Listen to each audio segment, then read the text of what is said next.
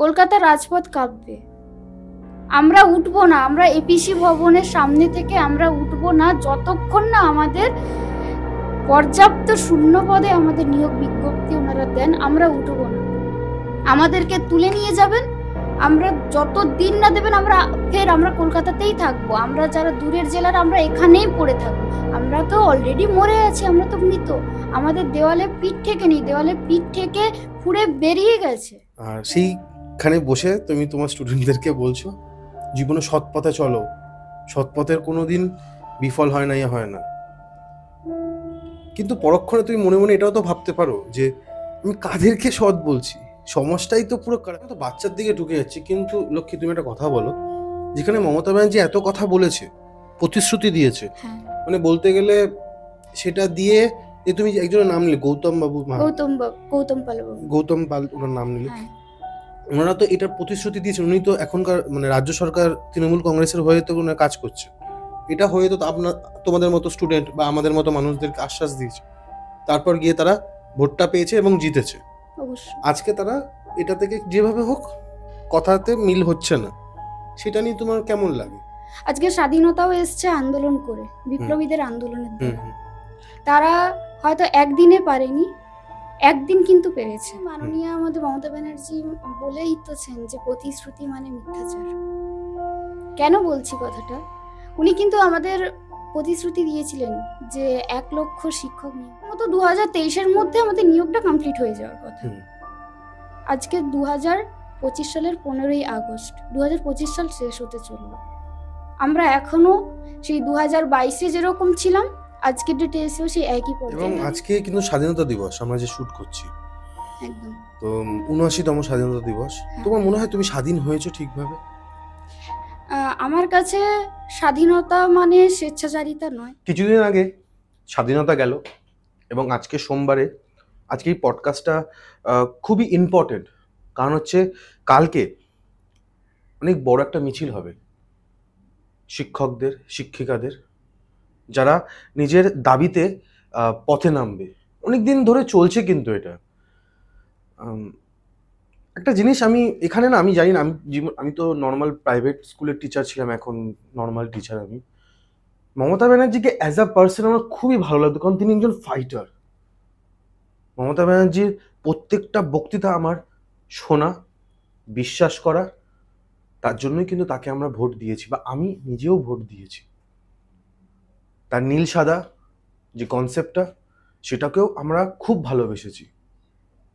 অনেক মানুষকে হেল্প করেছেন, কন্যাশ্রী থেকে শুরু করে ভাতা, নানান টাইপের ভাতা, যেমন ধরুন যেটা আমার মা পাচ্ছে 1000 টাকা করে মাসে মাসে, আরও অনেক রকম অনেক মানুষের জন্য আছে। কিন্তু শিক্ষক বা শিক্ষিকাদের যোগ্যতা অনুযায়ী বা যোগ্যতা থাকা সত্ত্বেও যখন তারা চাকরিটা পাচ্ছে না, সেটার কি হলো? তার মানে কি মমতা ব্যানার্জি বর্তমানে ভুল, নাকি তার আনুষঙ্গিক যারা যারা আছেন, না প্রাপ্তবয়স্ক ভুল? কে ভুল? আজকে আমরা জানবো এই পডকাস্টে। নমস্কার বন্ধুরা, কে পডকাস্টে আবার স্বাগত জানাই। আজকে থাম্বনেলটা দেখেছেন কি বিষয় নিয়ে? কোশ্চেন মার্ক আছে, এবং রাজলক্ষ্মী সিংহ তিনি বলবেন যে তার ভেতরে কি কষ্টটা লুকিয়ে আছে, যে তারা কি এই রাজ্যে জন্মগ্রহণ করে, বাঙালি হিসাবে রাজ্যে জন্মগ্রহণ করে তারা ভুল করেছে? পাশের রাজ্য বিহারে মানে কি বলবো, বাজেট বেশি, শিক্ষকের বাজেট 7% বেড়েছে, আমাদের পশ্চিমবঙ্গে 1% মাত্র। কেন, কি জন্য? আরও শোনা যাচ্ছে, ডাইরেক্ট যাবো রাজলক্ষ্মীর কাছে, কিন্তু প্রাইমারিরেও চাকরি কি যাবে? এই প্রশ্নটা তুলে রাখলাম আপনাদের কাছে, বা মমতা ব্যানার্জির কাছে। আপনাকে আমি খুবই ভালোবাসতাম, কিন্তু বর্তমান যা পরিস্থিতি দেখতে পাচ্ছি, অনেকগুলো কোশ্চেন মার্ক আপনার পেছনে রয়েছে, আপনার কথা বলার পেছনে রয়েছে। প্লিজ ক্লাবগুলোকে এরকম 1,10,000 করে দেবেন না। দিয়েছেন জানি না, আমি কোনো শুনলাম তো, আপনি নিজেই মুখে বললেন। যদি সেই শিক্ষকদের দিতে পারতেন, আজকে তারা রাজমিস্ত্রির কাজ করতো না, তারা এটা ওটা করতো না, যেগুলো আজগুলো তারা করতে গেলে দুবার ভাবতে হয়, যে তারা সারা জীবন এত পড়াশোনা করেছে। খুব কষ্ট লাগছে। আজকের এই পডকাস্টটা আপনারা ভালোবেসেছেন এতদিন ধরে, তাই জন্য আজকের পডকাস্টটা বৃহস্পতিবার না করে আজকে সোমবারে রিলিজ করছি। পুরোটা দেখবেন, পুরোটা শুনবেন। খুব ভালো কথা বলেছে রাজলক্ষ্মী, আর ডাইরেক্ট তার কাছে। কেমন আছো লক্ষ্মী? একদমই ভালো নেই। কি করে ভালো থাকবো? কারণটা কি? মানে কারণটা তো আমরা জানি, কিন্তু তার মধ্যে বেসিক্যালি থেকেও মানুষের খারাপ থাকার অনেক রকম কারণ থাকে। তো ব্যক্তিগতভাবে আমি বা আমার সঙ্গে যারা 2022 সালে টেট পাস করেছে একটা সরকারি চাকরির আশায়, প্রাইমারি স্কুলের শিক্ষক শিক্ষিকা হওয়ার আশায়, তারা কেউই আমার মতন কেউই ভালো নেই। তার কারণ একটাই, বেকারত্বের যন্ত্রণা। এই বেকারত্বের যন্ত্রণা, হ্যাঁ, আমরা চাইলেই অনেক প্রাইভেট স্কুল বা প্রাইভেট ফার্মে আমরা জব করতে পারি, অনেকে করিও, কিন্তু আমাদের উদ্দেশ্যটা তো ওটা নয়। আমরা আজকে 1,00,000 টাকা করে প্রত্যেকে দিয়ে ডিএলএড করেছি, তারপরে রাতের পর রাত জেগে পড়াশুনো করেছি, টেট পাস করেছি একটা জিনিসের জন্য, সরকারি চাকরি করব, প্রাইমারি স্কুলের শিক্ষক শিক্ষিকা হব বলি। তো এখনো পর্যন্ত আমাদের কাছে এটাই কোশ্চেন মার্কস যে আমরা এখনো কিসের জন্য এখনো পর্যন্ত আমরা নিয়োগটা পেলাম না। তো সেই কারণে পুজোর পর পুজো কেটে যাচ্ছে, প্রত্যেকটা পুজো আসছে, ভাবছি যে এই পুজোটা হয়তো বাড়ির প্রত্যেককে নিয়ে, বাবা মা ভাই বোন প্রত্যেককে নিয়ে একটা ভালোভাবে মানে ফ্রেশ মাইন্ডে পুজোটা কাটাবো। কোনোবারেই পুজোর পর পুজো কেটে যাচ্ছে, আবার পুজো আসতে চললো, কোনোবারেই হচ্ছে না। এবং আজকে কিন্তু স্বাধীনতা দিবস আমরা যে শুট করছি, একদম। তো ৭৯তম স্বাধীনতা দিবস। তোমার মনে হয় তুমি স্বাধীন হয়েছো ঠিকভাবে? আমার কাছে স্বাধীনতা মানে স্বেচ্ছাচারিতা নয়। হ্যাঁ, আমরা ভারতবর্ষ বা যারা বাস করি, ভারতবর্ষে যারা বাস করছি বর্তমানে, আমরা প্রত্যেকে ইংরেজদের হাত থেকে মুক্ত, আমরা উপনিবেশিক শাসন থেকে মুক্ত। কিন্তু দেশের ভেতরে থেকেও আমরা রাজনৈতিকভাবে, অরাজনৈতিকভাবে, বাড়িতে, বাড়ির বাইরে সত্যি মনে হয় না স্বাধীন। তার কারণ একটা, স্বাধীনতা মানে তো স্বেচ্ছাচারিতা নয়, আর স্বাধীনতা মানে একটা নিয়ম শৃঙ্খলার মধ্য দিয়ে, একটা সিস্টেমের মধ্য দিয়ে মানব জীবনকে উন্নত সাধন করা, এটাই স্বাধীনতা। তবেই স্বাধীনতার স্বাদ আমরা পাবো। তো সেটা কোথায়, সেটা কোথায়, আমাদের ব্যক্তি স্বাধীনতাটা কোথায়? এবং লক্ষ্মী, আমি তোমাকে একটা জিনিস জানতে চাইবো যে তুমি চাকরিতে মানে পাশ করে গেছো, তাই তো? হ্যাঁ। কিন্তু তোমার যে আর দুটো যে স্টেপ বাকি আছে সেটা হচ্ছে না। দুটো স্টেপ নয়, মানে একটা স্টেপ বাকি। একটা স্টেপ বাকি, একটা তুমি step বাকি। তারপরে তুমি জয়েন করবে। হ্যাঁ। মানে এটা তো আমি মানে প্রথমবার শুনছি, মানে এটা কিন্তু প্রাইভেট ফার্মেও হয় না সেটা, যেটা হয়েছে। এটার একটু কিছুটা বলবে, এটার কারণটা কি একটু? হ্যাঁ, 2014 সালের পরে 2017 সালে প্রাইমারি টিচার নিয়োগ হয়েছে। 2017 সালে পরীক্ষাটা হয়েছে, ঠিক আছে? গ্যাপটা আমি একটু নোট করতে বলবো। তুমি আমি জিনিস যেটা জানতে যেটা হচ্ছে তুমি প্রাইমারি স্কুলের জন্য তুমি অ্যাপ্লাই করেছিলে, হ্যাঁ। তাই তো? হ্যাঁ। কিন্তু আমি শুনেছিলাম 2016 সালে কি ওটা কি এসএসসি, যেটা আন্দোলন চলছে? হ্যাঁ হ্যাঁ, ওটা এসএসসি। ওটা এসএসসি, আর তোমার ওটার আগের ছিল প্রাইমারি। হ্যাঁ হ্যাঁ, 2015 2014। 2014, ওকে ওকে। 14 পরে 17তে টেট হয়েছে। 17তে ফর্ম ফিল আপ হয়েছিল, সেই টেট আবার অনেক লেট করে হয়েছে, ঠিক আছে? তো 17 সালের পরে আমরা আবার সুযোগ পেয়েছি 2022-এ। তাহলে আমি গ্যাপটা বলতে বলবো, আমি ডিএলএড করেছি আমি 17-19 ব্যাচ, তাহলে আমি আমার নিয়ম অনুযায়ী আমি তো প্রতি বছর আমার টেট দেওয়ার একটা সম্ভাবনা থাকবে। তাহলে আমি তো ওই টাইমটা আমি তো টেট দিতে পারিনি, ওই টাইমটা আমার নষ্ট হয়েছে। যদিও 2022-এ আমাদের যদিও পরীক্ষা হলো, 2023-এর ফেব্রুয়ারিতে আমাদের রেজাল্ট আউট হয়েছে।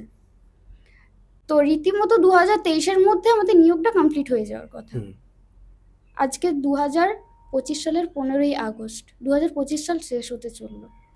আমরা এখনো সেই 2022-এ যেরকম ছিলাম আজকের ডেটে এসেও সেই একই পর্যায়ে আছি। এটা হচ্ছে আমাদের এই মুহূর্তের পরিস্থিতি। কারণটা কি বলতে পারবো না, জানি না, পরিষ্কার বাংলা ভাষায় কারণ জানি না। কিন্তু তোমরা তো আন্দোলন করছো, তার তো একটা কারণ আছে যে আমাদের এই অধিকার বা আমার যে এই প্রাইমারি স্কুলের চাকরি জন্য তুমি একটা আন্দোলন করছো, তোমার অনেক ছবি অনেকে দেখেছে, তো সেটার কারণটা কি? সেটার তো কোনো একটা কারণ হবে। অবশ্যই তার একটা কারণ আছে। কারণ ছাড়া তো কিছু হয় না, কিছু ঘটে না। আজকে স্বাধীনতাও এসছে আন্দোলন করে, বিপ্লবীদের আন্দোলনের হুম দ্বারা। হুম তারা হয়তো একদিনে পারেনি, একদিন কিন্তু পেরেছে। হুম তো আমাদেরও সেটাই মোটো, যে আমরা 2022 থেকে অকারণে বসে আছি। হুম আমাদের দিকে কেউ আলোকপাত করছে না, আমাদের নিয়ে কোনো কেউ কথাই বলছে না। তো আমরা মানে সরকারের ফোকাসে আসতে চাইছি, আমরা সাধারণ মানুষের ফোকাসে আসতে চাইছি যে আমরা বঞ্চিত, আমরা বসে আছি। শুধু আমরা নয়, আজকে প্রাইমারি স্কুলগুলোতে আমি একটু ভিজিট করতে বলবো। একটা স্কুলে 2জন টিচার, 6টা করে ক্লাস, শিশু শ্রেণী থেকে স্টার্ট হয়ে ক্লাস 5 পর্যন্ত 6টা ক্লাসে 2জন টিচার। তার মধ্যে যিনি HM, ওনার 1000টা কাজ থাকে, 1000টা অফিসিয়ালি কাজ থাকে। তাহলে কিভাবে স্কুলগুলো চলছে? বঞ্চিত কিন্তু শুধু আমরা, তা কিন্তু নয়। ওই ছোট্ট ছোট্ট ফুলের কুড়িগুলো, যেগুলো সমাজে যারা গ্রো আপ করছে, যারা উঠছে, তারা কিন্তু আমাদের থেকে অনেক বেশি বঞ্চিত। তারা কিন্তু তাদের বেসিক নিড, আমাদের মৌলিক অধিকার, শিক্ষার অধিকার, তারা কিন্তু সেটা পাচ্ছে না, তারাও কিন্তু বঞ্চিত। কি তুমি এক্ষুনি যেটা বললে যে একটা মানে একটা পদের নাম বললে তুমি, HM, হ্যাঁ হেডমাস্টার, হ্যাঁ, হেডমাস্টার।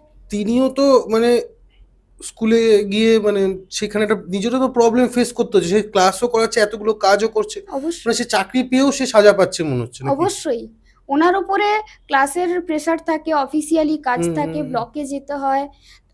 একটা মিড ডে মিলের ব্যবস্থা আছে, একদম সেটাকে বাবা, মিড ডে মিলের যা খাবার এত বিচ্ছিরি, মানে মানে খাবারেও মানে একটা মানে এটা জানি না কেন। অ্যাকচুয়ালি মিড ডে মিলের ব্যাপারটা হচ্ছে প্রত্যেকটা বাচ্চার উপরে একটা টাকা বরাদ্দ থাকে, একদম। সেই অনুযায়ী ওটা আমি স্কুলকেও দোষ এত দিতে বাজে খাবার পারবো হয়, না। মানে এত বাজে বরাদ্দ করে না, এটা? সেটা অনেকটাই স্কুলের ওপরে নির্ভর ডিপেন্ড করবে, করে না? অবশ্যই ডিপেন্ড করবে, অবশ্যই ডিপেন্ড করবে। সরকার যখন, আমি এখানে কারোর পক্ষপাতিত্ব করব না, ওনারা যখন একটা বাচ্চার একটা আহারের বরাদ্দ যখন করছে, নিশ্চয়ই কিছু ভাবনা চিন্তা করে তারা জানে কতটা কোয়ান্টিটি লাগবে, তো সেই অনুযায়ী তারা সাপ্লাই দিচ্ছেন। এবার যিনি দায়িত্বে আছেন তার উপর অনেকটাই নির্ভর করে। তো বেসিক্যালি আমার বক্তব্য যে তারাও বঞ্চিত, তারা শিক্ষার অধিকার থেকে বঞ্চিত। চাকরি পেয়েও জ্বালা, চাকরি না পাচ্ছে তোমাদের মতো মানুষ, তারাও আন্দোলনে আজকে কিন্তু মানে কত সময় নষ্ট হয়, কত খারাপ লাগে, এগুলো থেকে যায় বলো লক্ষ্মী? হ্যাঁ, সময় নষ্ট হয়। আমি সময়টাকে নষ্ট, কারণ আমি একটা জায়গায় এই জিনিসটা আমি একটা কিছু পাওয়ার আশায় যেহেতু সময়টা অতিবাহিত করছি, নষ্ট বলবো না। কিন্তু হ্যাঁ, যেমন আমি যদি আমার কথা বলি, আমি কলকাতায় আন্দোলনে আসি, মাসে আমাদের 1 বার 2 বার তো হয়ই আন্দোলন, কোর্ট পারপাসেও আসতে হয়, অনেক কিছু পারপাসে কলকাতায় আসতে হয়। তো আমি আসি দীঘার কাছ থেকে, আমাকে সকালে বেরিয়ে আসতে হয়, কাজ সারতে হয়, আমাকে আবার বাড়ি ফেরত যেতে হয়, কারণ আমার তার পরের দিন অ্যাকচুয়ালি টিউশন পড়াই, খাবো কি? মা বাবাকে কি খাওয়াবো? মা বাবাকে, আর আমরা তো গ্রামের দিকে থাকি, আমাদের গ্রামের দিকে টিউশন ফিজও এত নয়। আমি এখনো পর্যন্ত বাচ্চা পড়াই 100 টাকা 150 টাকায়। 100 টাকা 150 টাকা? হ্যাঁ, পড়াই। আজকে যারা দর্শক আছেন, একটু যদি, আমি যে জায়গায় থাকি, অনেকে রিলেট করতে পারবেন ব্যাপারটায়। করতে হয় আমাকে, সকাল বিকাল সন্ধে 3 বেলাতেই টিউশন পড়াতে হয়, খাবো কি? বাবা মাকে কি, বাবার তো বয়স হচ্ছে, তাদেরকে তো রিলিফ দিতে হবে। এটা হচ্ছে আমাদের পরিস্থিতি। ক্যামেরার ওই পারে যখন আমরা বসেছিলাম তখন কিছু স্ট্যাটস নিয়ে আমরা কথা বলছিলাম, তুমি যদি সেগুলো একটু স্ট্যাটসগুলো রাখো। হ্যাঁ, তো আমরা 2017 সালের ক্ষেত্রে দেখেছি, 2017 সালে পাশ করেছিল 10,618 জন, ভ্যাকেন্সি ছিল 11,765। তো তারা নিয়োগ পেয়েছে। তারপরে আমরা 2022-এ পাশ করেছি। 2022-এ এই মুহূর্তে ফার্স্ট অফ অল 2022-এ কিন্তু ডিএলএড আর বিএড একসাথে পরীক্ষা হয়েছিল। পরবর্তীকালে আইনি জটিলতার পরে ওইটা বিএডরা বাদ চলে যায়, আমরা যারা স্বচ্ছ ডিএলএড তারা আমরা থেকে যাই। তো ডিএলএড থাকার, বিএড বাদ যাওয়ার পরে ডিএলএড আমরা ফ্রেশ ক্যান্ডিডেট আছি 52,149 জন। তাহলে রীতিমতো আমাদের ভ্যাকেন্সিটা কিন্তু সেই অনুযায়ী হওয়া চাই। আমরা দাবি রাখছি 50,000 শূন্যপদ। আমরা, এটা আমাদের দাবি। কারণ আমরা এতগুলো দিন বসে আছি, অনেকে আছে যাদের বয়স পেরিয়ে গেছে। তারপরে 2023-এ আবার টেট হয়েছে। 2023-এর টেটের কিন্তু এখনো রেজাল্ট আউট হয়নি। 2023-এর টেট এখনো রেজাল্ট আউট হয়নি। মাননীয় আমাদের পর্ষদ সভাপতি মহাশয় গৌতম পাল মহাশয়, উনি কিন্তু বলেছিলেন প্রতি বছর টেট হবে, বছরে 2 বার নিয়োগ হবে। কিন্তু 2024-এর টেট হয়নি, কারণ 2023-এর রেজাল্ট আউট করতে পারেননি। 2023-এর রেজাল্ট আউট হলে সম্ভাবনা আছে 2022-এর সঙ্গে তাদেরকে অ্যাড করে রিক্রুট করার। তাহলে আমাদের সংখ্যাটা কোথায় গিয়ে দাঁড়াবে? আমরা চাইছি 2022-কে স্বচ্ছভাবে নিয়োগ দিতে। আমাদের দাবি থাকবে 50,000 শূন্য পদ। আমাদের জীবন থেকে কিন্তু এতগুলো দিন নষ্ট হয়ে গেছে, এতগুলো দিন আমরা অনেকেই এই আশা নিয়ে বসেছিল, কেউ অন্য কোনো প্ল্যাটফর্ম চুজ করেনি, তাদের লাইফটা নষ্ট হয়ে যাবে। তাই মাননীয় মুখ্যমন্ত্রীর কাছে 22 স্টেটের পক্ষ থেকে করজোরে অনুরোধ, আমাদের শূন্য পদের দিকটা একটু ভাবতে হবে। আর যখন আমরা ওভার দ্য ক্যামেরা কথা বলছিলাম, এবং তোমার হাতে একটা স্ট্যাটস আছে, মানে এটা তো ওএমআর শিট না? এটা ওএমআর শিট। ভাই আসছে, ক্যামেরা দেখেন একটু। ঠিক আছে, ঠিক। আমাদের 2022-এ স্ক্রিনে দিয়ে রাখবো আপনাদের জন্য, আপনারা তখন পজ করে দেখে নিতে পারেন। আমাদের 2022-এ যে টেটটা হয় সেটা এনসিটিইর রুলস অনুযায়ী হয়েছে। ওকে, মানে যে শিশু বিজ্ঞান সম্মতভাবে কিন্তু আমাদের পরীক্ষাটা হয়েছে, চাইল্ড সাইকোলজি অনুযায়ী পরীক্ষা হয়েছে, যেটা কিন্তু 2017 পর্যন্ত হয়নি। একটা বাচ্চাকে পড়াতে গেলে শুধু আমার ভিতরে অনেক জ্ঞান থাকতে পারে, আমি জ্ঞানের সমুদ্র হতে পারি, কিন্তু আমি বাচ্চাটাকে সেই জ্ঞানটা কিভাবে দেব বাচ্চাটার সাইকোলজি অনুযায়ী, সেটা আমাকে আগে ভাবতে হবে। সেই বিষয়ে কোয়েশ্চেনগুলোর ওপরে কিন্তু খুব সুন্দরভাবে আমাদের 2022-এর কিন্তু যিনারা কোয়েশ্চেন করেছিলেন, খুব সুন্দর কোয়েশ্চেন করেছিলেন। আমরা কিন্তু এটা কিন্তু যোগ্যতা আমরা প্রমাণ করেছি যে হ্যাঁ, আমরা বাচ্চাদের পড়ানোর জন্য যোগ্য। আমি ক্লাস 8-এর একটা বাচ্চাকে যেভাবে পড়াবো, ক্লাস 1 বা শিশু শ্রেণীর বাচ্চাকে আমি সেই একই পদ্ধতিতে কিন্তু পড়াতে পারি না। স্বাভাবিক পারি না, কারণ একটা বাচ্চা হচ্ছে মাটির ডেলা, তাকে আমরা যেই শেপ দেবো সেই শেপ কিন্তু সেই আকারে গড়ে উঠবে। একদম আমাদের হাতে কিন্তু একদম একটা ছোট্ট চারা গাছকে জল সার দিয়ে তাকে বড় করতে হয়। আমাদের সেই দায়িত্বটা আমাদের উপর, যারা আমরা প্রাথমিক শিক্ষক শিক্ষিকা হতে চলেছি বা যিনারা প্রাথমিক শিক্ষক শিক্ষিকা। তো আমার মনে হয় যে এই জায়গাটা, এই বেসটাকে আগে শক্ত করতে হবে, আগে মজবুত করতে হবে। আমি 2-2 4 না করে আমি কোনোভাবেই 44 যোগ করা বাচ্চাকে শেখাতে পারি না। আমরা তো বাচ্চার দিকে ঢুকে যাচ্ছি, কিন্তু লক্ষ্মী তুমি একটা কথা বলো, যেখানে মমতা ব্যানার্জি এত কথা বলেছে, প্রতিশ্রুতি দিয়েছে, মানে বলতে গেলে সেটা দিয়ে যে তুমি একজনের নাম নিলে, গৌতম পাল ওনার নাম নিলে, ওনারা তো এটা প্রতিশ্রুতি দিয়েছেন। উনি তো এখনকার মানে রাজ্য সরকার তৃণমূল কংগ্রেসের হয়ে তো ওনারা কাজ করছেন। এটা হয়ে তো তোমাদের মতো স্টুডেন্ট বা আমাদের মতো মানুষদেরকে আশ্বাস দিয়েছে, তারপর গিয়ে তারা ভোটটা পেয়েছে এবং জিতেছে। আজকে তারা এটা থেকে যেভাবে হোক কথাতে মিল হচ্ছে না, সেটা নিয়ে তোমার কেমন লাগে? মাননীয় আমাদের মমতা ব্যানার্জি বলেই তোছেন যে প্রতিশ্রুতি মানে মিথ্যাচার। কেন বলছি কথাটা? উনি কিন্তু আমাদের প্রতিশ্রুতি দিয়েছিলেন যে 1 লক্ষ শিক্ষক নিয়োগ হবে। কোথায় 1 লক্ষের একজনও নিয়োগ হয়েছে? হয়নি। গৌতম পাল বাবু তো বলেছিলেন প্রতি বছর টেট হবে, বছরে 2 বার নিয়োগ হবে, আমি চাইলেই 50,000 শূন্য পদে আমি নিয়োগ দিতে পারি। একটাও প্রতিশ্রুতি পূরণ হয়েছে? মাননীয় আমাদের যে শিক্ষামন্ত্রী ব্রাত্য বসু, উনি তো বলেছিলেন রেকর্ড সংখ্যক শিক্ষক নিয়োগ হবে, হয়েছে? হয়নি। তাহলে কি সত্যি ধরে নেব যে প্রতিশ্রুতি মানেই মিথ্যাচার? এই মিথ্যাচারটা শুধুমাত্র কি আমাদের জন্য? কেন? আমার এটা প্রশ্ন থাকবে। আমি একটা প্রশ্ন তোমার কাছেও রাখবো, যে এই যে কথাটা কবে বলেছিল একটু জানতে পারি? কোন সালে? বা মানে এটা কি লাস্ট যে ভোটটা হলো, মুখ্যমন্ত্রী ভোট হলো, তার আগে বলেছিলেন এই কথাগুলো? হ্যাঁ, লোকসভা ভোটের আগে বলেছিলেন। একটা প্রশ্ন করে আমরা অন্য টপিকে যাব। অবশ্যই। হ্যাঁ বা নাতে জবাব দেবে। বর্তমানে তোমার কি মনে হয় যে এটা সারা জীবন চলতে থাকবে, নাকি এটা একটা সময় গিয়ে বন্ধ হয়ে যাবে? দেখো, ভবিষ্যৎ তো আমরা কেউ দেখিনি। না, তাই বলতে পারবো না যে চলতে থাকবে কিনা, কিন্তু যোগ্য কারোর হাতে যদি ক্ষমতা দেওয়া হয় তাহলে আশা করব যে এগুলো রিকভারি হবে। বা যিনারাই আছেন তারা যদি মনে করেন যে আমরা এটাকে পরিবর্তন করব, পরিবর্তনটা দরকার, শিক্ষাক্ষেত্রে পরিবর্তনটা প্রথম দরকার, কারণ শিক্ষাই জাতির মেরুদণ্ড, আর সেই মেরুদণ্ডটাকেই ভেঙে দেওয়া হচ্ছে। তাহলে মানব জাতি দাঁড়াবে কি করে, মানব সমাজ উন্নত হবে কি করে? ওনারা যদি এটা মনে করেন তাহলে ওনারা চাইলে ওনারা পারেন পরিবর্তন আনতে। আমরা চাই পরিবর্তন আনতে। আজকের প্রত্যেকটা অভিভাবক অভিভাবিকার আমি দেখছি যে ন্যাক বেসরকারি স্কুলের প্রতি, তাদের ঝোঁকটা বেসরকারি স্কুলের প্রতি। তার কারণ কি? ভালো ইনফ্রাস্ট্রাকচার, ভালো শুট বুট, সব কিছু ভালো। তাই আমি আমার ছেলেকে কিন্তু সরকারি স্কুলে দেবো না। আমি পড়েছি সরকারি স্কুলে, আমি চাই সরকারি চাকরি, কিন্তু আমি আমার ছেলে মেয়ে বা আমার ভাইয়ের ছেলে মেয়েকে আমি সন্তানদের দেবো না। বর্তমান ক্ষেত্রে যা পরিস্থিতি, 99% মানুষের মানসিকতা এটাই। তুমি বেশি মানে অনেকটা কম বলে, মানে 99.99%। হ্যাঁ, ইনফ্যাক্ট যিনারা সরকারি স্কুলের শিক্ষক শিক্ষিকা তাদেরও ছেলে মেয়েরা বেসরকারি তুমি একটু বেশি আরো বললে দিলে। আমি তোমায় বলি কেন, আমার পাড়াতে যে চাহালার দোকান, তার মেয়ে কোন স্কুলে পড়ে জানো? লামাটেনিয়াতে পড়ে, চায়ে বিক্রি করে, রেশন দোকানের কর্মচারী সে। আমার ভাই জানে তার মেয়ে লামাটেনিয়াতে পড়ে। লামাটেনিয়া যারা শুনছে তারা জানে কি স্কুল, কি স্কুল সবাই জানে। তো সে চাইবে না যে আমার ছেলে মেয়ে সরকারি স্কুলে পড়ুক, কিন্তু আমার চাকরি চাই কিন্তু সরকারি।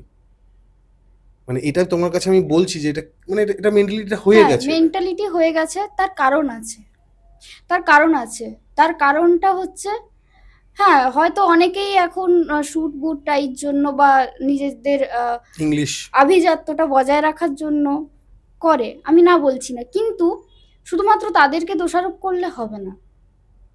সরকারি স্কুলগুলো যে সমস্ত টিচার নিয়োগ হয়, আমরাও যদি ভবিষ্যতে নিয়োগ পাই, আমাদের স্টার্টিং মাইনে হবে 35K। তাহলে আমার কিন্তু সেই অনুযায়ী আমাকে এফোর্টটাও কিন্তু দিতে হবে। আজকে এই যে সরকারি স্কুলের টিচাররা যারা মাইনে পাচ্ছেন বা আমরা যারা পাবো ভবিষ্যতে, কাদের টাকা? আপনাদের, তাদের প্রত্যেকের ট্যাক্সের টাকায়।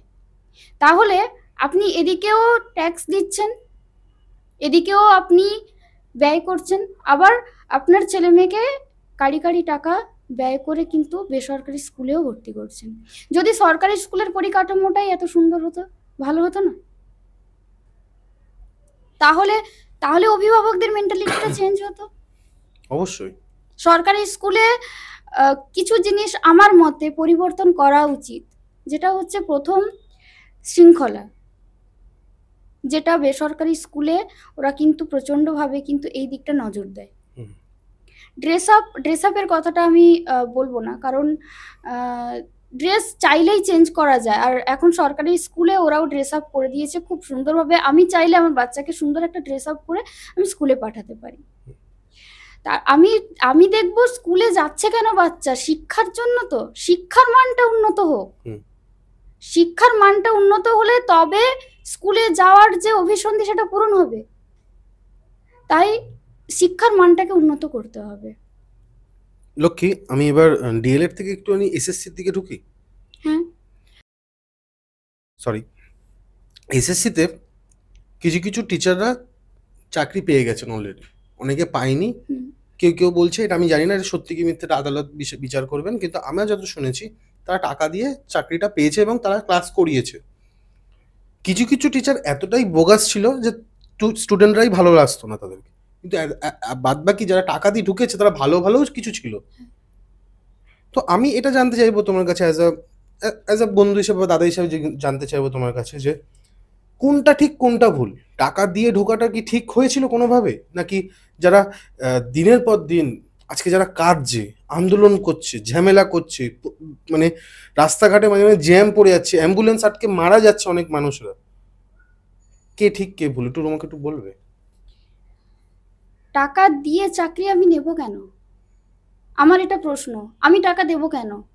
আমি যদি টাকা দিতাম তাহলে আমি যেই সময় প্রাইমারির জন্য ডিএলএড যে সময় পাস করেছি, তারপরে তো 17তে পরীক্ষা হয়েছে, আমি তো চাইলেই টাকা দিতে পারতাম। আমি পাস করতে পারিনি, আমার যোগ্যতা ছিল না, আমি যদি কাউকে টাকা না দিই, যারা নিচ্ছেন তারা তো অবশ্যই অপরাধী, আমার সে বিষয়ে কোনো বক্তব্য নেই। যারা দিচ্ছেন তারা কি সমান দোষী? আমি যদি অবশ্যই সমান দোষী। আমি যদি প্রথমবারে আমি মেনে নিলাম, আমি প্রথমবারে হয়তো পাশ করতে পারলাম না, পরের বারের জন্য আমাকে তার থেকে অনেক বেশি খাটতে হবে। একবার না পারিলে দেখো শতবার, চেষ্টা করতে হবে। তো আমি যদি বারবার চেষ্টা করি, আমার যদি ফোকাস যদি থাকে আমি সরকারি স্কুলের শিক্ষক হব, আমি যদি সেই অনুযায়ী লেবার দিই, আমি কিন্তু একদিন না একদিন আমি কিন্তু সেই জায়গাটা অ্যাচিভ করব। কিন্তু একটা যোগ্য ছেলে যে আমার থেকে বেশি নাম্বার পেয়ে পাস করেছে, যে আমার থেকে অনেক বেশি কোয়ালিফাইড, তার চাকরিটা আমার খেয়ে নেওয়ার কিন্তু কোনো অধিকার নেই। হ্যাঁ, আমি এভাবেই বলছি, আমার খেয়ে নেওয়ার কোনো অধিকার নেই। আমি তার তুলনায় আমার যোগ্যতা কম, আমি পরবর্তীকালে আমার নিজের যোগ্যতা প্রমাণের জন্য বারবার চেষ্টা করতে পারি। চেষ্টায় যদি বিফল হই তো হব, অসৎভাবে আমি কেন? আর স্কুল শিক্ষকের মতন একটা চাকরি, যারা সমাজ গড়ার কারিগর, সমাজকে তৈরি গড়েন, সেই চাকরি আমি কোনোভাবেই টাকার বিনিময়ে পেতে পারি না। আমার মান নির্ণয় কোনোভাবে টাকা হতে পারে না। আমার মান নির্ণয় হতে পারে আমার শিক্ষাগত যোগ্যতা, আমার সাবলীল, আমার নিয়ম শৃঙ্খলা, কোনোভাবেই টাকা হতে পারে। একটা জিনিস আমি জিজ্ঞেস করবো। অবশ্যই। ধরো ভবিষ্যতে ভগবান যেন চায় তুমি চাকরি পেলে, ক্লাস করাচ্ছ, তাই যেন হয়। হ্যাঁ, আমি চাই।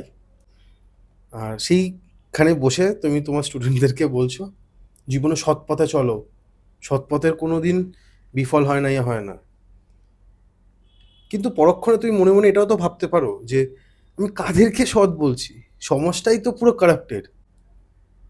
তা তুমি কি করবে সেই সময় যখন তোমাকে ধরে না কোনো একটা স্টুডেন্ট, বা আমি তো কিছু কিছু মাঝে মাঝে ভাবি যে আমি না মানে এটা অন ক্যামেরা আছে, আমি বলতে পারছি না, ঢুকে যাই অন্য কোনো দলে, ঢুকে যাই যাতে আমার একটু আর্ন হয়। কিন্তু আজকালকার দিনে যারা যে তোমাদের মতো টিচার্স যারা আছে, তারা এখন চাকরি পাবে, বলবে সৎ পথে চলো, রবীন্দ্রনাথের গল্প কবিতা শোনাবে, নজরুলের গল্প, অনেকে জানেই না, নাম শোনেই উনি নজরুল, সুকান্ত ভট্টাচার্যের কবিতা শুনবে, একটা জোশ, একটা কিছু করে দেখানোর একটা কবিতা, তখন তারা বলবে দূর ফালতু বকছে ম্যাম, এর দিয়ে ভালো আমি দাদার সাথে ঘুরে বেড়াতাম বাইকে করে, বেশি টাকা, আগে টাকা পেয়ে যাবো। পড়াশোনায় আমাদের তো পড়াশোনায় শেষ হয় 25 বছর পর, তার আগেই আমি 20-15 বছর ধরে আমি চলো। তখন মনের খারাপ লাগবে না যে কি করলাম, টিচার হয়ে বেকার, তুমি শিক্ষাই তো দিতে পারছি না। আমি রিসেন্ট একটা মিমস সোশ্যাল মিডিয়াতে পড়ছিলাম, বিভিন্ন রকম মিমস তো আমরা সবাই দেখি, তো ওখানে কেউ একজন পোস্ট করেছেন যে যেই ম্যাডাম নিজের টাকা দিয়ে চাকরি পেয়েছে ধরা পড়লো, উনি আবার আমাদের পরীক্ষার হলে আমরা টুকলি করছি কিনা বলতো, এই তোরা টুকলি করছিস, অনেস্টলি পরীক্ষা দিতে পারছিস না, বের করে দেবো কান ধরে। তো তখন ম্যাডামকে প্রশ্ন করছে যে তাহলে আপনাকে কে বের করবে কান ধরে? আপনিও তো টুকলি করেই আজকের এই জায়গায়, কেউ খারাপভাবে নেবেন না, এটা কিন্তু বাস্তব। আমি যেখানে নিজে সৎ নয়, হ্যাঁ, আমি যদি নির্লজ্জ হই, আমার যদি বিবেক বোধ বলে কিছু না থাকে, তাহলে আমি বুক বাজিয়ে ঘুরে বেড়াতেই পারি, কোনো ব্যাপার না। আমি নিজে অসৎ পথে চাকরি পেয়ে আমি প্রত্যেককে সততার বাণী বিলিয়ে বেড়াতেই পারি, কোনো ব্যাপার না। কিন্তু মানুষের সব থেকে বড় আদালত কোনটা? মানুষের বিবেক, মানুষের মন। তো একবার হলেও সারাদিনের পরে আমাকে আয়নার সামনে চোখে চোখ রেখে দাঁড়াতে হবে। বিবেক যন্ত্রণাটা খুব কষ্টকর, খুব কষ্টকর। আজকের এটা যদিও কোর্ট অধীন ব্যাপার, 2014 কিছু কেস চলছে, 32,000 একটা প্যানেল বাতিল হওয়ার, 26,000 তো অলরেডি এসএসসির হয়েছে। বুঝতে পারলাম না, মানে এটা কি সেই প্রাইমারি যেটা শুনছিলাম? হ্যাঁ। তাহলে রাজলক্ষ্মী ভাবো 40,000 যদি প্যানেল, হ্যাঁ তুমি বলে নাও, হ্যাঁ আমি বাতিল বলে নি। হ্যাঁ, 32,000 একটা কেস চলছে, ওটা কোর্টের অধীনে, যে যাবে কি যাবে না, বাদ যে যায় বা যেতে পারে সেটা তো আমরা 26,000 এসএসসির ক্ষেত্রেই দেখতে পারলাম যে বাদ যেতেই পারে, কোনো ব্যাপারই না। তো অবশ্যই একটা তো শিক্ষকের ঘাটতি তো হবেই সেখানে, ওটা আমি পরে আসছি। তো আজকে যে 2014 সালের এই যে যেনারা বাতিল যাবেন, ওনারাও তো এই মুহূর্তে তো স্কুলের শিক্ষক, স্কুলের শিক্ষিকা, ওনারাও কোনো না কোনোভাবে কিন্তু ছাত্রছাত্রীদের পড়াচ্ছেন, একটা ভালোবাসার জায়গা তৈরি হয়েছে। ভালোবাসার জায়গা তৈরি হয়েছে। কিন্তু ওটা যদি প্রথমে ভাবতো, দেখো ভালোবাসার জায়গা, কিন্তু আমি যদি মনে করি আমি টিউশন পড়িয়ে আমার যেরকম যোগ্যতা আমি সেটাও করতে পারি, আমি প্রাইভেট স্কুল আছে, আমি সেখানেও বেসরকারিকরণ তো অলরেডি স্কুলের হচ্ছে, তো আমি সেখানে, কারণ আমার কাছে কোনো উপায় নেই, আমি করাতেই পারি, কিন্তু আমি যে জায়গাটার জন্য যোগ্য নয়, আমি সেইখানের চেয়ার দখল করে বসে থাকার কেউ নয়। তো লক্ষ্মী, আমরা যখন কথা বলছিলাম ওভার দ্য ক্যামেরা, যখন আমরা কথা বলেছি, তখন তুমি বলছি যে বিহারেও নাকি মানে টিচার নিয়োগ হচ্ছে, এবং ওখানে অন্যরকম একটা বাজেট, অন্যরকম পরিকল্পনা ওখানকার রাজ্যে রয়েছে। কারণ বিহারি বললেই মানে ভাবি যে একদম ফালতু, কিন্তু সব থেকে বেশি আইপিএস অফিসার ওখান থেকেই আছে। খুবই গালিজ বলি আমরা যাদের হিন্দিতে, বা কোয়াস হলো, খালি গুটকা খাইয়ে করে। সেই রাজ্যের অবস্থা আমাদের এই রাজ্যের থেকে ভালো। তুমি যদি একটু রাখো এই স্ট্যাটসগুলো। যদিও আমি এটা মনে করি না যে বিহারি বা যেটা বলে, যদিও আমি ওটার পক্ষপাতিত্ব নই, যাই হোক, যে যার আলাদা আলাদা রাজ্য, তাদের রাজ্যটা তাদের কাছে ভালো। তো আমি যদি আমাদের শিক্ষক নিয়োগের কথা বলি, আমি তুলনাটা এই পারপাসে করছি, অন্য কোনো পারপাসে নয়। তো আমি সেখানে দেখছি সাক্ষরতার হার বিহারে বর্তমানে 72%, আর সেটা পশ্চিমবঙ্গে 76%, তার মানে পশ্চিমবঙ্গে অনেক বেশি, 4% বেশি, মানে অনেকটাই বেশি। তো সেই ক্ষেত্রে আমাকে দেখতে হবে বাজেট, অর্থনৈতিক যে বাজেটটা সেটা কতটা, মানে প্রতি বছর যেটা বাজেট আমরা পেশ হয় রাজ্য অনুসারে, হ্যাঁ একটা যে বাজেট থাকে, সেটা 23-24-এ বিহারে 14% ছিল, 25-এ এসে দাঁড়িয়েছে 21%, 14 থেকে 21%, 14 থেকে 21, হ্যাঁ, আর সেটা 7% বেড়েছে, 7% বেশি। আর সেটা পশ্চিমবঙ্গের ক্ষেত্রে 23-24-এ যেটা ছিল 14%, সেটা 24-25-এ দাঁড়িয়েছে 15%, 1% বেড়েছে। বিহারে বেড়েছে 7%, হ্যাঁ, পশ্চিমবঙ্গে 1%, হ্যাঁ, যেখানে বেশি আমরা কালচার নিয়ে এত কথা বলি, বেশি কালচার নিয়ে শিক্ষিত, আমি এই লিখেছি, আমি এইটা হচ্ছে আমাদের পার্থক্য, দুটো রাজ্যের মধ্যে পার্থক্য। তো তাহলে কিসের জন্য, কেন সরকারি স্কুলগুলো কেন পরিকাঠামোর অভাবে ভেঙে পড়বে না, কেন সরকারি স্কুলগুলো বেসরকারিকরণ হবে না? যদি আজকের আমরা নেদারল্যান্ডের দিকে তাকাই, ভারতবর্ষের বাইরে নেদারল্যান্ডের দিকে যদি তাকাই, ওখানকার যে স্কুল ব্যবস্থা, যে স্কুলিং ব্যবস্থাগুলো সম্পূর্ণটা সরকারি খাতে, ওখানে বেসরকারি স্কুল বলে কিছু নেই। তার মানে সেটা তো সব আরো ভারতবর্ষের থেকেও আরো বেশি উন্নত যদি আমি দেখতে চাই, তাহলে সেই তুলনায় তারা সেই শিক্ষা ব্যবস্থাটাকে, পরিকাঠামোটাকে সেই রকম ভাবে কিন্তু দাঁড় করিয়েছে, তাই তাদের বেসরকারি স্কুল লাগেনি, তাদের বাচ্চারা কিন্তু সরকারি স্কুল থেকে পড়েই কিন্তু প্রতিষ্ঠিত। তাহলে আমাদের পশ্চিমবঙ্গ বা ভারত, আমি যদি ভারতবর্ষের ক্ষেত্রেই ধরি, কেন নয়? আমরা কেন এই দিকটা, আমি বারবার একটা কথা আমি জানতে চাইছি, আমার একটা প্রশ্ন প্রত্যেকের কাছে, যে শিক্ষার ক্ষেত্রে এই অবহেলাটা কেন? মানুষ শিক্ষিত হলেই তো মানুষ জানবে, বুঝবে, সমাজ উন্নত হবে, রাজ্য উন্নত হবে, দেশ উন্নত হবে, তাহলে শিক্ষার হালটাই আজকের বেহাল কেন? সমস্ত কিছু হচ্ছে, আমি যদি বাজেটের কথা যখন বললাম, আমি সরকারি কিছু প্রকল্পের কথা বলবো।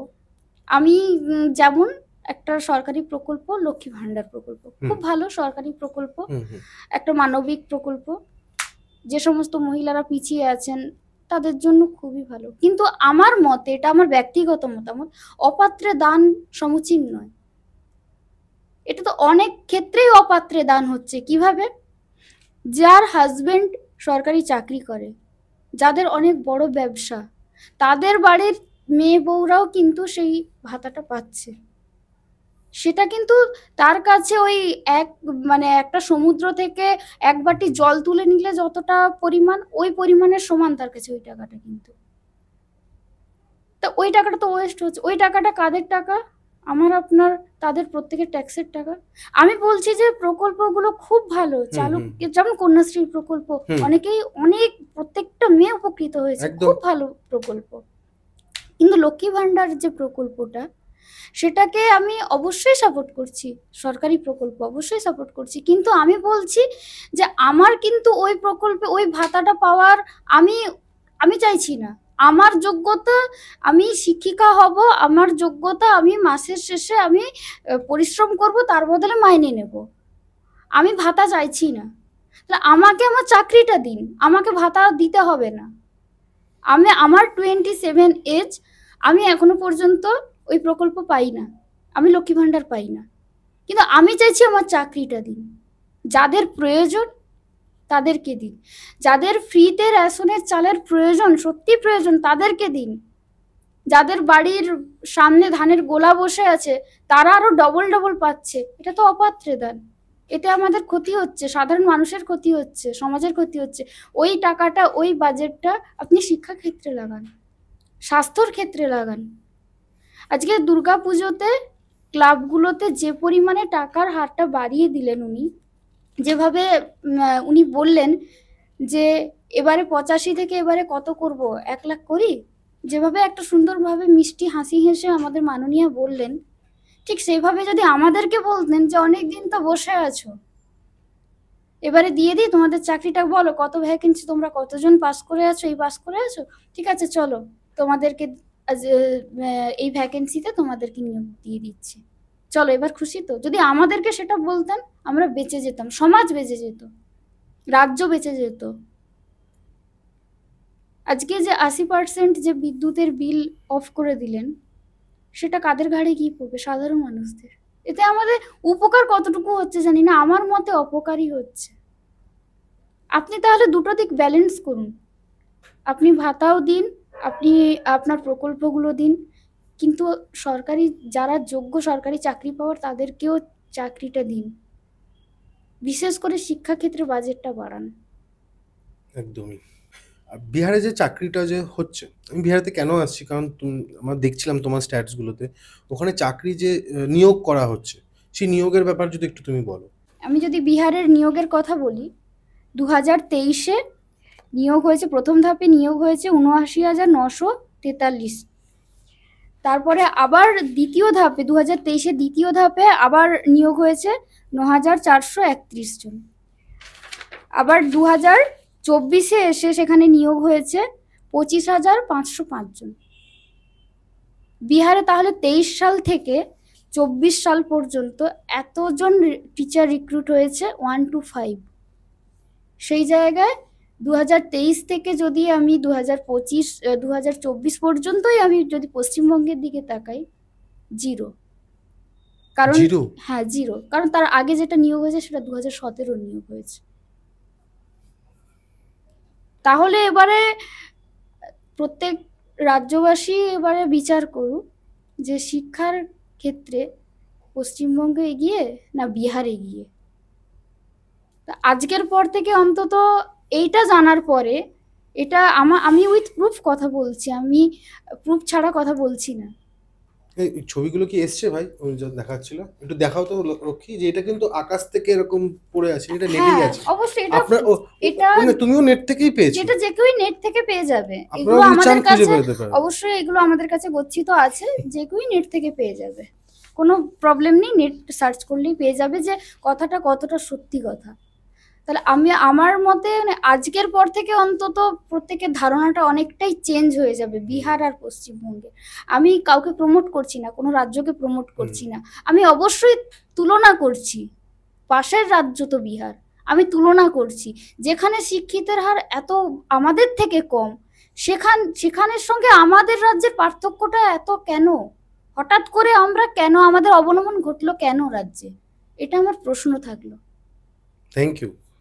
আর আমরা একেবারেই শেষের দিকে রয়েছি, আমাদের আর বেশি টানবো না এই বিষয়টা নিয়ে, কারণ খুবই সেন্সিটিভ বিষয়, এবং যাদের আন্দোলন করছে তাদেরকে, তারা সবাই স্যার ম্যাম, এবং তাদেরকে দেখে বড় হয়েছি, অনেকে বড় হয়ে হচ্ছে, তাদেরকে টিভিতে দেখছে।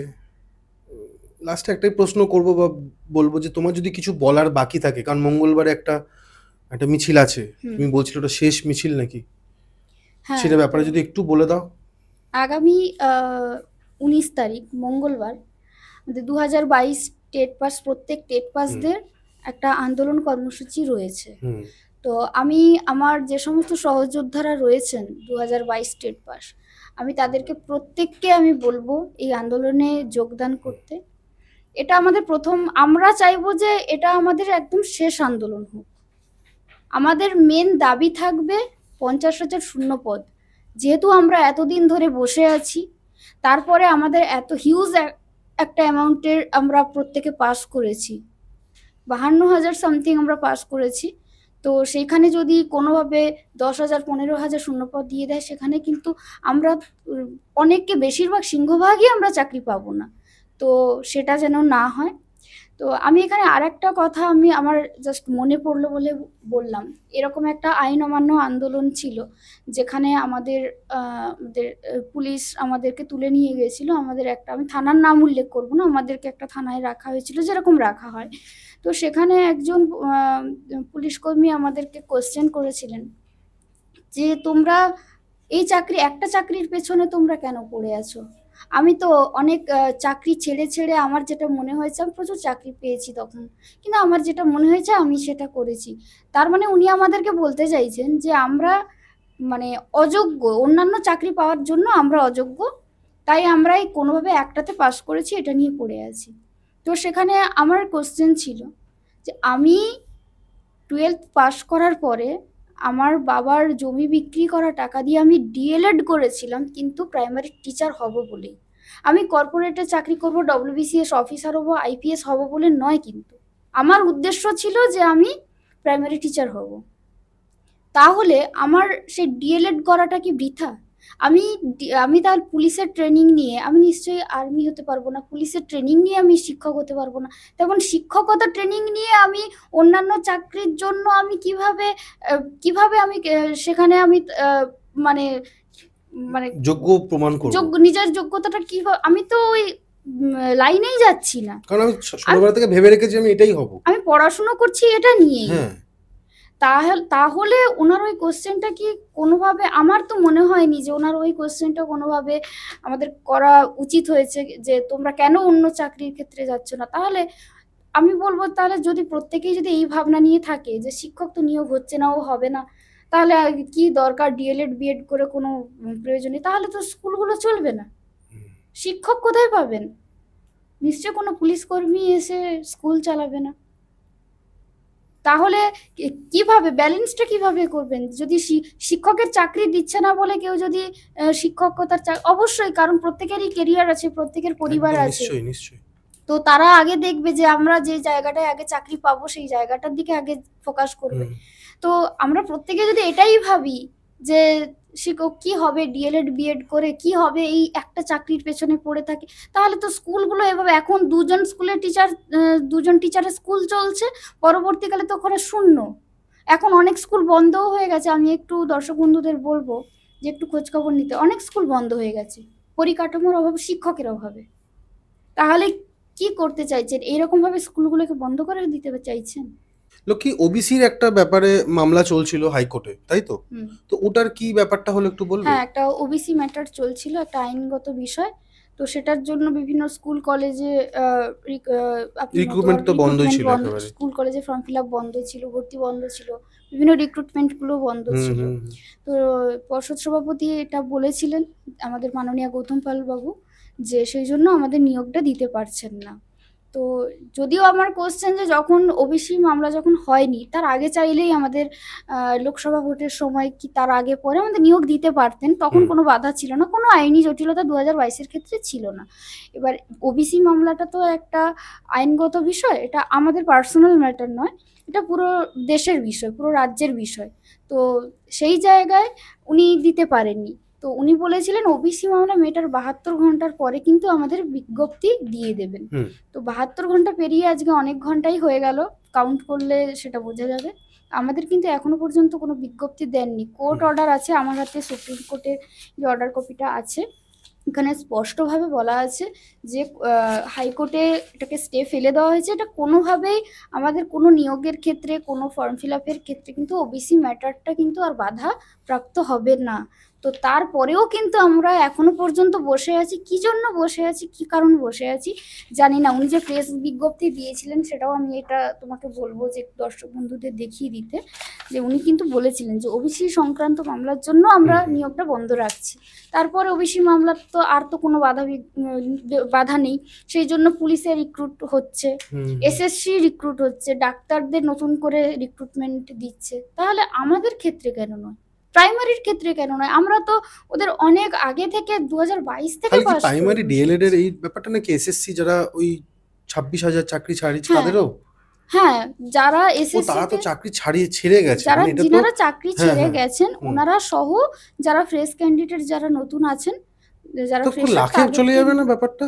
হ্যাঁ হতে পারে অবশ্যই, কারণ অনেক বছর এসএসসি হয়নি। মাঝে মাঝে লক্ষ্মী তোমার মনে হয় না যেটা খুব একটা মানে মানে জট পেকে গেছে, সব সুতোগুলো একেবারে হ্যাঁ, জট পেকে গেছে, সেই জট জটের পেকে গিয়ে আটকে গেছে। হ্যাঁ, সেই সুতো ছাড়াতেও দক্ষ কারিগর দরকার প্রথম কথা, আর সেই একটা সময়ের সাপেক্ষ ব্যাপার, কিন্তু না করলে তো হবে না, সমাজের অবনতি হচ্ছে।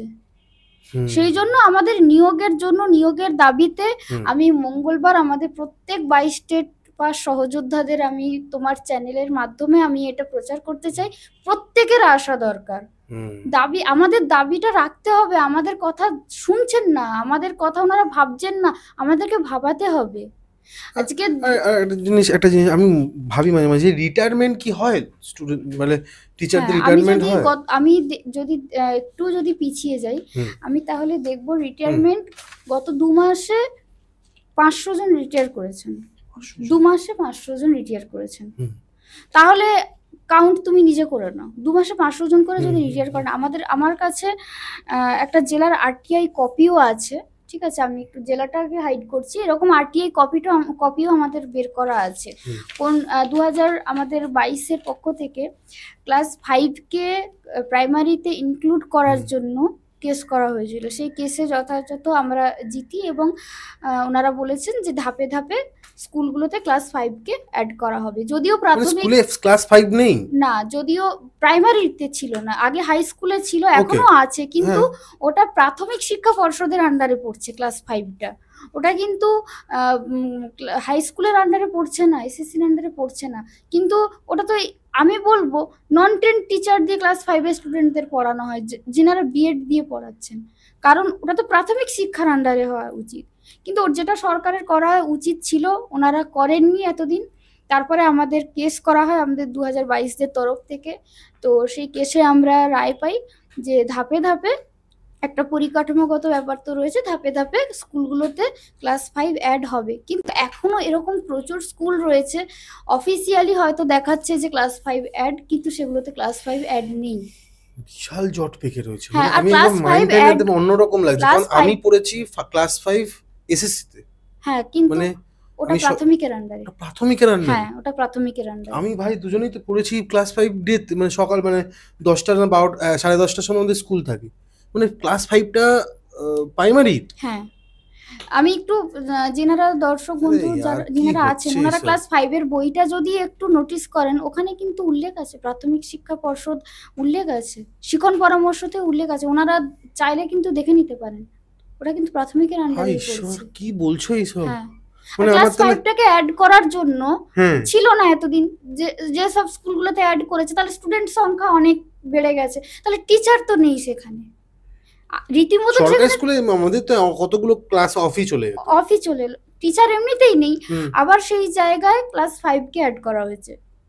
তাহলে কিভাবে, মানে 2-3 টিচারে কিভাবে ক্লাস নেবেন? আমার কাছে আরটিআই কপিগুলো আছে, আমি কিন্তু উইথ প্রুফ কথা বলছি।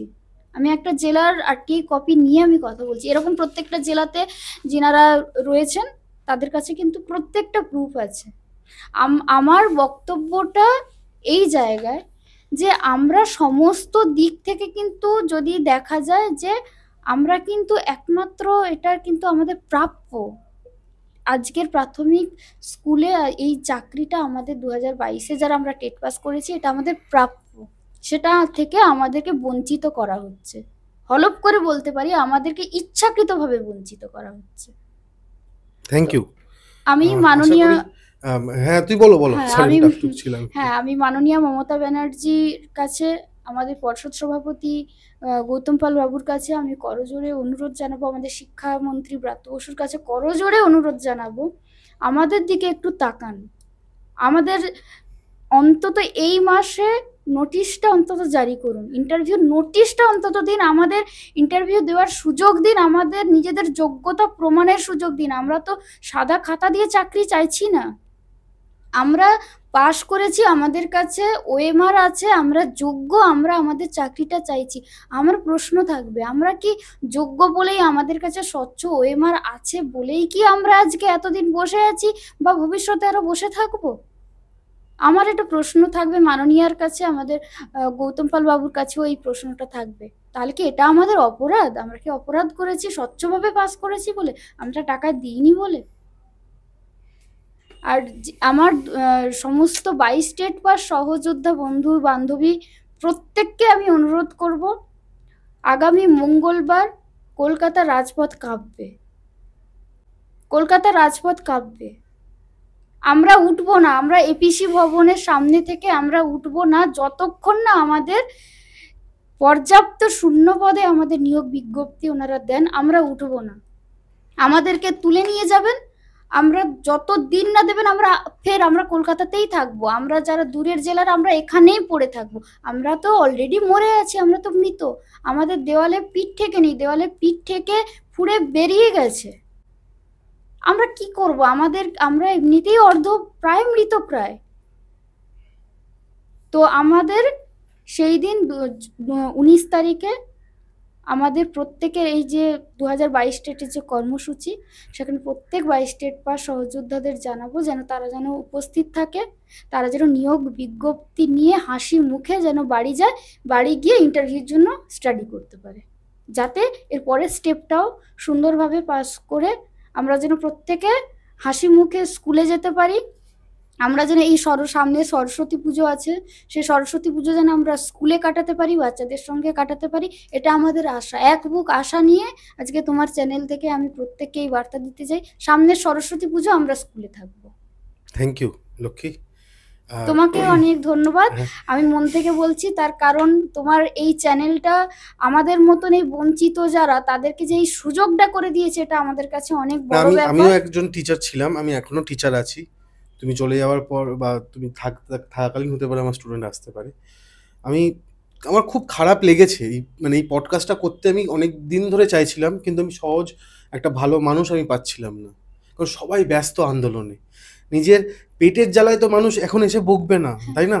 এটা তো বাস্তব কথা। Thank you Rajlakshmi. এবং তোমার যিনি আছেন ক্যামেরার পেছনে, তার নাম আমি নিচ্ছি না, আর তুমি নিতে চাও কি তার নাম? নিতে চাও তুমি বলতে পারো তার ব্যাপারে। যিনি ক্যামেরার পেছনে আছেন উনি আমার উডবি, সেও আমার সহযোদ্ধা। আমাদের পরিচয় আমাদের এই মিছিল থেকেই, আন্দোলন থেকেই। তো আমাদের জীবনের লড়াইটাও আমরা একসাথে লড়ছি, চাকরির ক্ষেত্রেও একসাথে লড়ছি, সারা জীবন একসাথে লড়াই করতে চাই। আর আজকের এই জায়গায় এসেছি সেটা সম্পূর্ণ ওর সাপোর্টে।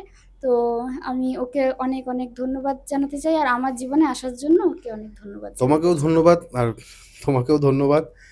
আর কিছু বলার নেই, আমাদের একটা জিনিস আমি শুনেছি ছোটবেলা থেকে, যে এই হীরক রাজার দেশের অনেক রকমের কথা আছে না, যে যাই হোক অনেক কথা বলে ফেললে তো আমাকে এখন এরকম প্রবলেম হবে। কিন্তু আমরা বেশি যদি যখন শিক্ষিত হয়ে যাই না, সবসময় প্রশ্ন করি, এই প্রশ্ন করতে গিয়েই আমরা কেসটা খেয়ে যাই। এই জন্য বেশি শিক্ষিত হওয়াটা বেশি প্রবলেম হয়ে যায়, প্রবলেমেটিক তাদের জন্য, প্রবলেমেটিক যারা কি বলবো শাসনভারটা আমাদের উপর সবকিছুটা চাপিয়ে দিতে চায়। আমি যদি আজকে শিক্ষিত হই, আমি আজকে প্রশ্ন করব। সায়েন্স সবসময় কোশ্চেন করে, অন্ধবিশ্বাসে তো তারা বিশ্বাসী নয়, তারা কোশ্চেন করে, তারা শিক্ষিত, তারা জানে যে এটার পেছনে লজিকটা কি। এটার জন্যই রাজলক্ষ্মী তুমি শিক্ষিত হয়ে ভুল করেছো। বেসিক্যালি ভুল করেইছি এই জন্ম।